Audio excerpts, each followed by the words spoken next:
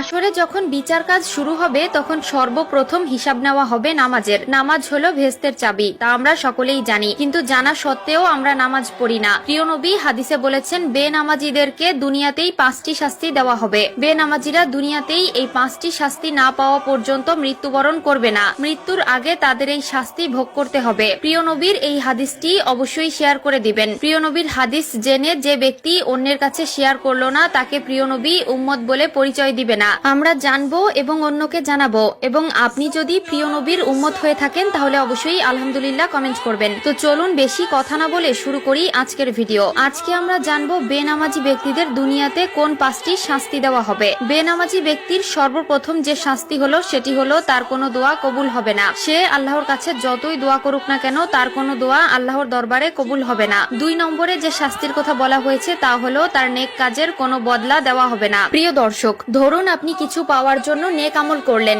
কিন্তু আফসোসের বিষয় আপনি যদি বেনামাজি হয়ে থাকেন আপনার নেক কাজের কোনো ফল আপনি পাবেন না। 3 নম্বরে যে শাস্তির কথা বলা হয়েছে তা হলো চেহারা থেকে নেককারদের নূর উঠে যাবে। প্রিয় দর্শক, জন্মগতভাবেই আল্লাহ তাআলা কালো, সুন্দর, অসুন্দর সকলের চেহারায় একটি মায়াবী নূর দিয়েছেন, কিন্তু নামাজ না পড়ার কারণে তাদের চেহারা থেকে সেই নূর উঠে যায় এবং দেখতে দেখতে একসময় চেহারার অবস্থা ভয়ঙ্কর